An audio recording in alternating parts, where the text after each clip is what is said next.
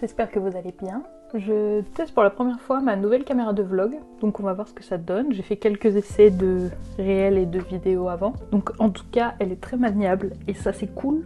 J'ai un retour écran, enfin. Donc il est possible que de temps en temps je check un petit peu pour voir si c'est bien cadré, mais je vais essayer de vous regarder vous. Je voulais commencer ce vlog par un petit point crochet. Donc récemment j'ai fait une petite chaussette de Noël que je vous ai montrée sur Instagram. Je l'ai plus en ma possession parce que je l'ai amenée à ma belle-sœur pour que ça fasse partie du calendrier de l'Avent de ma nièce. J'ai également fait des petits bretzels pour le même calendrier de l'Avent. Et pour un Secret Santa que j'ai fait avec mes amis d'Annecy et de Lyon, j'ai réalisé un Monsieur Jack un peu en mode figurine pop avec du fil phosphorescent. C'était super cool. J'ai fait un réel sur mon compte crochet, parce que oui, j'ai un compte crochet mais qui me sert plus un petit peu à suivre les réalisations que j'ai fait depuis septembre de l'année dernière, que je me suis mise au crochet. Du coup, je l'anime pas spécialement hyper régulièrement, mais c'est plus pour avoir un suivi, vu que la plupart des réalisations c'est pour offrir. Si ça vous intéresse, pareil, je mettrai une photo, puis le lien de mon compte de crochet dans la barre d'infos. Si vous entendez sonner, c'est ma tisane, je reviens tout de suite. Voilà, la petite tisane de l'après-midi. C'est la Mama Luna de Greenma. Donc spécial pour la mauvaise semaine du mois, un plaisir. J'ai fait une petite, j'ai commencé, faut que je l'assemble, une petite pieuvre. Donc faut que j'assemble, là il y a la partie supérieure et là c'est la partie inférieure. Donc faut que j'assemble tout après avoir rembourré la pieuvre. C'était avec une pelote Ricorumi qui change de couleur au fur et à mesure, mais la pieuvre étant plutôt petite, je me suis arrangée pour, vu que j'ai deux pelotes comme ça, je me suis arrangée par là commencer par le début et là commencer par la fin pour que ça change de couleur quand même sur la pieuvre.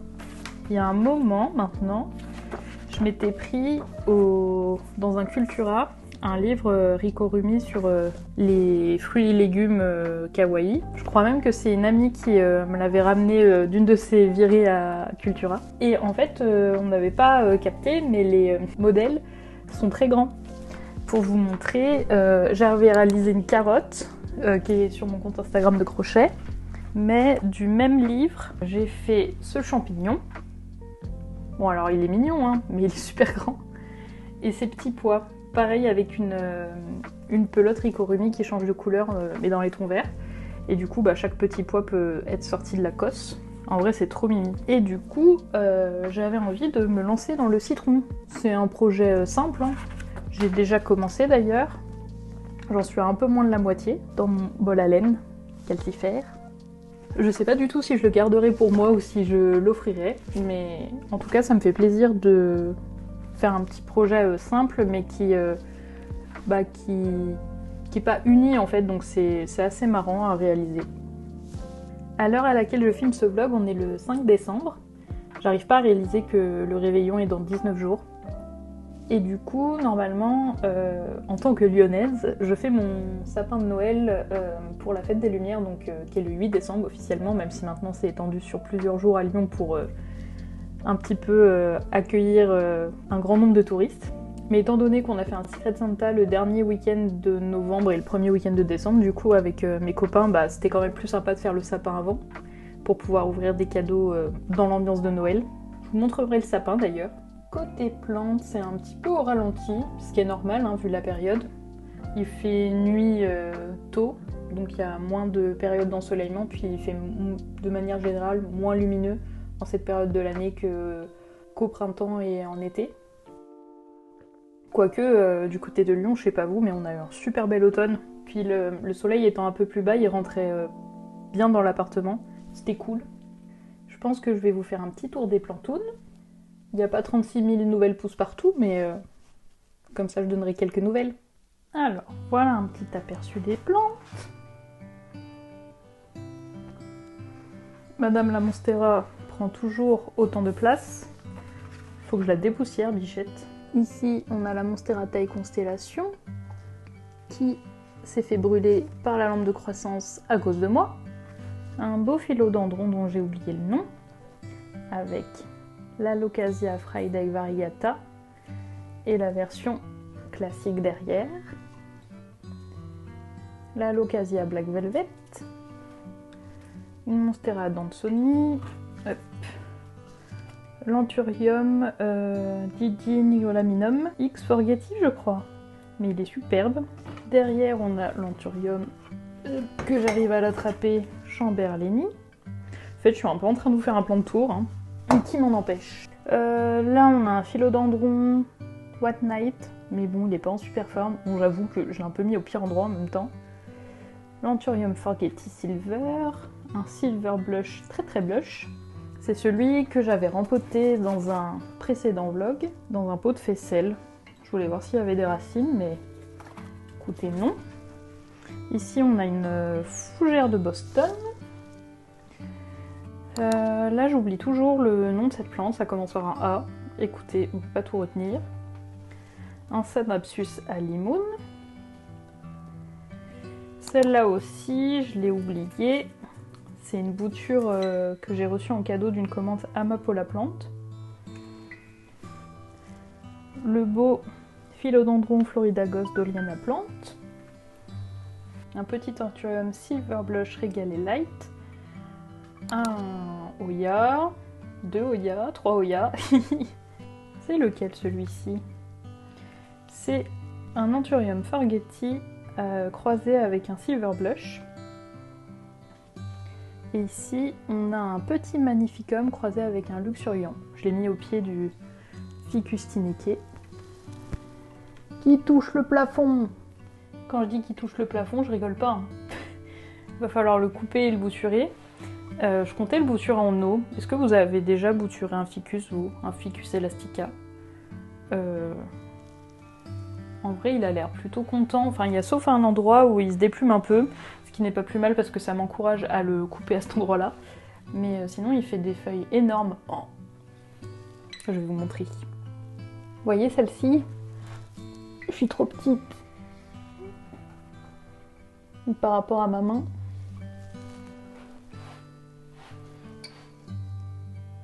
Il est trop beau.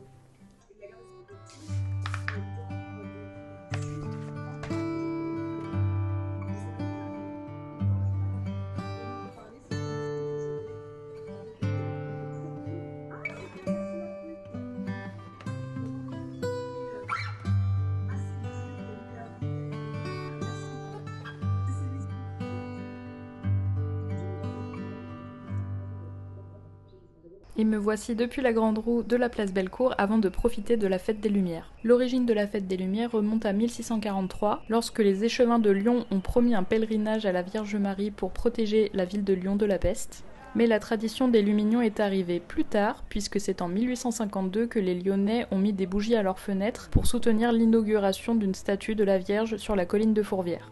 Et c'est depuis 1999 que la fête des Lumières se déroule sur 4 jours avec des installations artistiques lumineuses qui attirent des millions de visiteurs.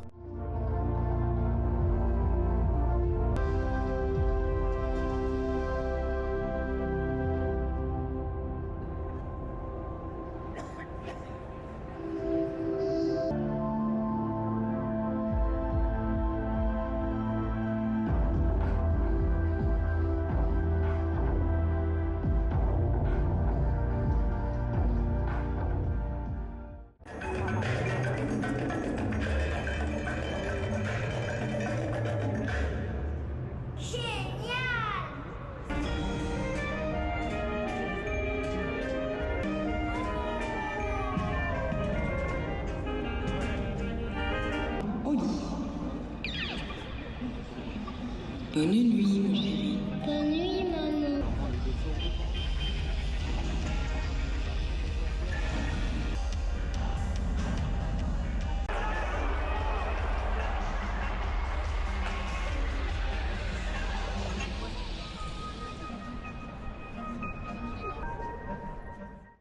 Cette édition était particulière étant donné qu'il s'agissait du 25e anniversaire de la Fête des Lumières. Pour l'occasion, certaines des œuvres les plus emblématiques de son histoire ont été rallumées. Malgré le monde, j'aime particulièrement l'ambiance de cette fête. Et j'ai des souvenirs d'enfance qui y sont rattachés. Il y a notamment une édition où je me rappelle avoir été sous la neige, ce qui arrive plus trop de nos jours malheureusement à Lyon.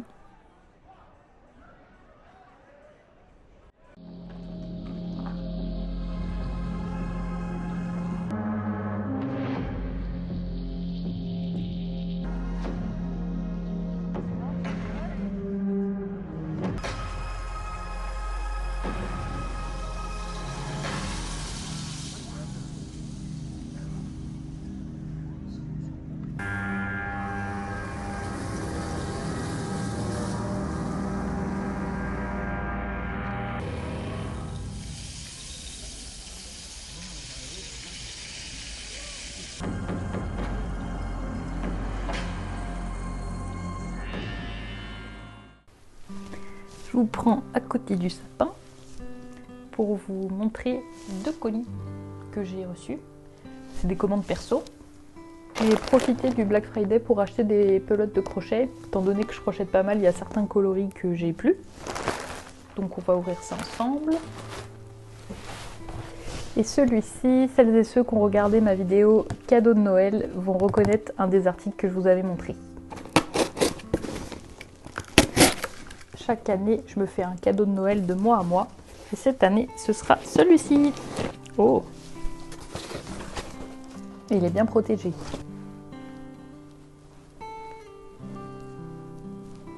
Il est trop beau! C'est un cache-pot champignon de la marque Urban Outfitter.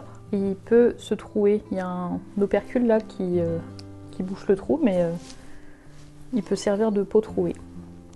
Trop joli. Alors, c'est parti pour les pelotes. C'est la première fois que je commande sur la boutique Hobby. Hop. J'ai pris du rouge, du sapin et du blanc cassé pour faire des décorations de Noël. J'en ai fait une pour le sapin récemment, je vous montrerai juste après. On a une fouinette. C'est pas pour toi le cache-pot, hein. Donc j'ai pris un peu plus épais que d'habitude. D'habitude je crochette en 2,5 voire 3. Et là c'est pour du 4 à 4,5. J'ai notamment vu des modèles de couronne de Noël et tout. Trop kiki. Ensuite, j'aimerais bien faire, toujours pour des décorations de Noël, faire des petits bonhommes et des petites maisons en pain d'épices. J'hésitais entre 2 couleurs, mais de la même gamme que celle d'avant. J'ai pris du marron beige. Je crois qu'il s'appelait Nougat, mais je suis pas sûre. Ou alors c'est celle-ci. Et bref, en plus fin, donc cette fois c'est plus pour du 2,5-3 comme je fais d'habitude, j'ai pris cette couleur. Donc je verrai laquelle je choisis pour faire mon petit bonhomme et mes petites maisons en pain d'épices. Ah, j'ai pas vu, il y avait des bons bouts. Et en dernier, j'ai repris du rose pâle, parce que c'est très utile pour faire des petites joues, etc. Lui, il a une particularité, c'est qu'il change un petit peu de couleur au fur et à mesure de la pelote. Je vais essayer de vous montrer ça de plus près. Youyou! Donc voilà, pour mes petits achats.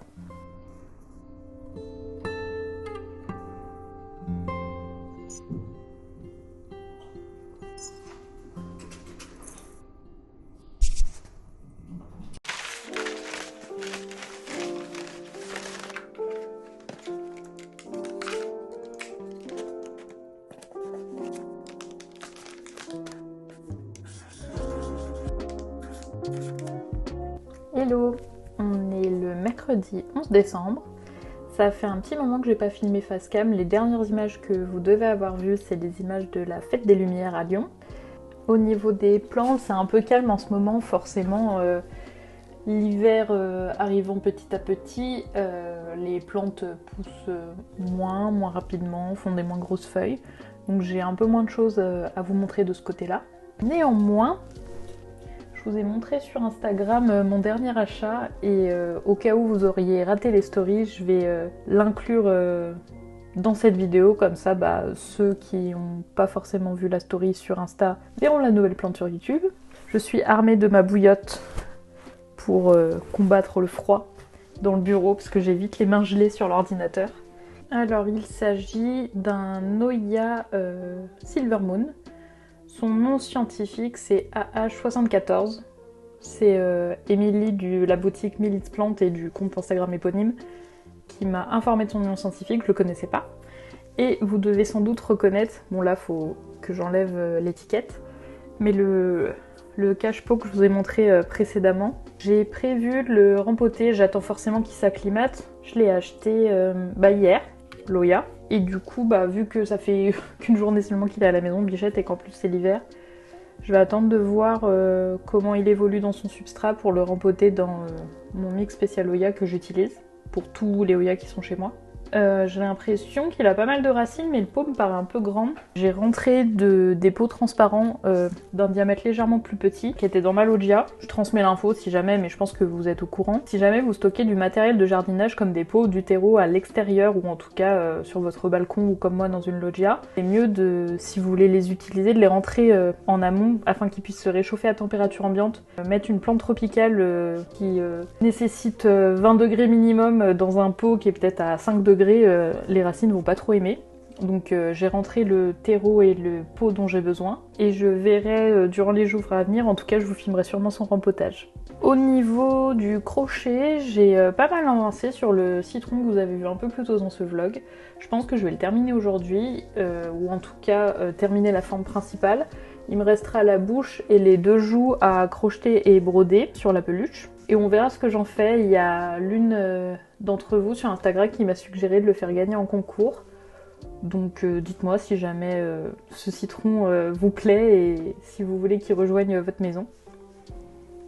J'ai réalisé que j'avais encore 2-3 trucs à vous dire pour papoter, donc j'ai changé de cadre, histoire de changer un peu de mon bureau. J'en profite pour vous montrer la nouvelle feuille de mon Anthurium Silver Blush X Régalé Light. Elle commence à bien grandir. J'ai bien trouvé son petit cache-pot, je trouve. Parce que c'est limite en accord avec la couleur d'une nouvelle feuille.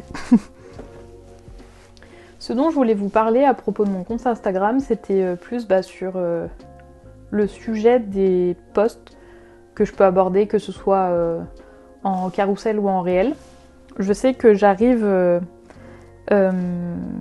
plutôt bien à être présente de manière quotidienne en story. Bon, évidemment, la fréquence, enfin le volume de story et la pertinence des contenus varie selon ce que je fais au quotidien, parce que on peut pas avoir des choses hyper passionnantes et intéressantes à relayer tous les jours. Dans les posts, en fait, j'ai un peu l'impression de parler toujours des mêmes sujets. Je prends un exemple bidon, mais une fois que je vous ai expliqué comment rempoter une plante, je vois pas l'intérêt de le refaire une autre fois. Par exemple, une publication qui peut dater de plusieurs mois, voire années, vu que c'est du contenu à plutôt courte durée de vie sur des plateformes comme Instagram. J'ai du mal à voir l'intérêt d'en reparler, parce que j'ai l'impression de recycler, de faire de la redite, de me répéter. Mais derrière, au bout d'un moment, quand j'ai parlé de toutes les plantes qu'il y a chez moi, je vois pas quoi dire de plus, à part vous tenir au courant quand par exemple il y a une nouvelle feuille ou un événement qui influe la vie de la plante, comme une attaque de nuisibles, une erreur d'arrosage, un engrais qui fonctionne super bien, enfin voilà. Et du coup, c'est un peu, je pense, ça qui fait que j'ai du mal à maintenir une fréquence régulière sur Insta. Le fait de moi-même me mettre la pression à publier quelque chose que je juge intéressant, pertinent, qui vous apporte quelque chose, ça me pousse à me censurer beaucoup. Alors que de base, ce compte Instagram, je l'ai créé pour mettre des jolies photos de mes plantes parce que ça me faisait plaisir et que comme ça, ça me fait un journal de pouce. Et qu'au fur et à mesure des mois, quand je remonte mon feed Instagram, j'éprouve de la joie à voir que cette plante, je l'ai depuis tant de temps, qu'elle a beaucoup grandi, de voir quelle variété j'arrive à maintenir à la maison, etc., etc. Là, ce que j'essaye de faire, c'est de faire des posts qui me font plaisir, sans forcément chercher à éduquer ou à transmettre quelque chose. Le fait d'avoir carte blanche, ça m'aide pas au quotidien. Je sais que ça m'arrive aussi dans mon quotidien de designer. Il n'y a rien de pire, et je pense que s'il y a des graphistes, des photographes, quelconque métier en lien avec la création qui me regarde, je pense qu'on est d'accord que la carte blanche c'est pire que tout parce qu'on sait pas ce que la personne désire. Et c'est peut-être ça au fond, j'ai du mal à savoir ce que je veux en ce moment publier sur Insta. Et aussi il y a le temps que ça prend, mine de rien, j'essaye grandement de développer mon activité à mon compte. Ça prend du temps et de trouver l'équilibre entre ma casquette d'entrepreneuse, ma casquette de créatrice de contenu et ma casquette de designeuse et ma vie perso et tout ça. C'est un peu compliqué en ce moment. De toute façon, je pense qu'on est beaucoup, je pense notamment à la dernière vidéo de Morgane de la chaîne Verbobo, à se remettre en question en cette période de l'année. Ce qui me pousse à maintenir l'animation de cette communauté, c'est les échanges qu'on a au quotidien qui m'apportent énormément de joie, énormément de rencontres, énormément de savoir aussi, d'échanger sur des méthodes, de culture, etc. Et puis découvrir de nouvelles personnes avec des passions communes que j'aurais pas forcément rencontrées dans ma vie de tous les jours. Je sais pas ce que je laisserai au montage de cette réflexion. Donc n'hésitez pas à m'écrire parce que le but c'est qu'on échange ensemble. Donc j'ai un peu l'impression de lancer une bouteille à la mer des fois quand je m'exprime et que je reçois pas de retour. Non pas que je veuille spécialement me faire approuver, mais juste de voir que mon message a été reçu et qu'il a été compris, c'est cool.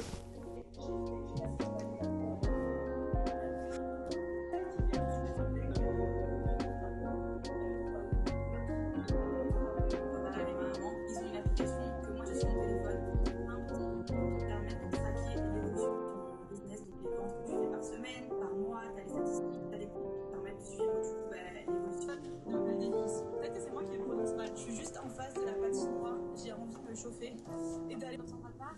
Je veux y aller rejoindre. Est-ce que vous aimeriez Nashville? Je suis triste de pas.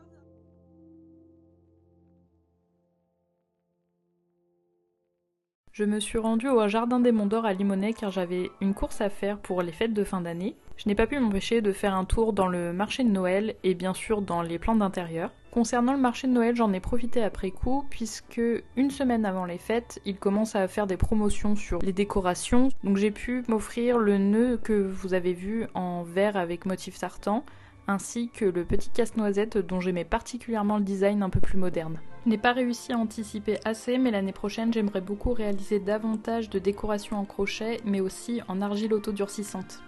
L'ambiance de Noël se retrouvait également dans la serre des plantes d'intérieur avec pas mal de poinsettias et de cactus de Noël. Je suis repartie avec un joli pot en céramique avec la soucoupe intégrée, ainsi qu'un petit jouet pour lapin. Dimanche après-midi, j'ai profité d'être à la maison pour arroser et faire du plant de care sur les plantes se trouvant dans le salon. Au départ, j'avais dans l'idée de filmer davantage, mais j'ai préféré garder ce moment pour moi car ça m'a fait beaucoup de bien. Dans les quelques clips que j'ai pris le temps de faire, je vous montre notamment mon Oya Carnosa qui, il me semble, fait un sun stress sur une de ses nouvelles feuilles. Et je vous montre également mon Oya Matilde Splash qui est bien installé dans le pot que j'ai acheté plus tôt en jardinerie.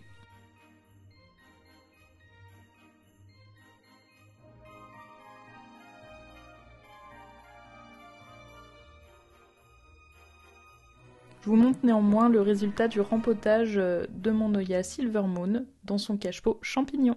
Merci à celles et ceux qui ont pris le temps de regarder cette nouvelle vidéo. N'hésitez pas à m'écrire en commentaire ou à liker.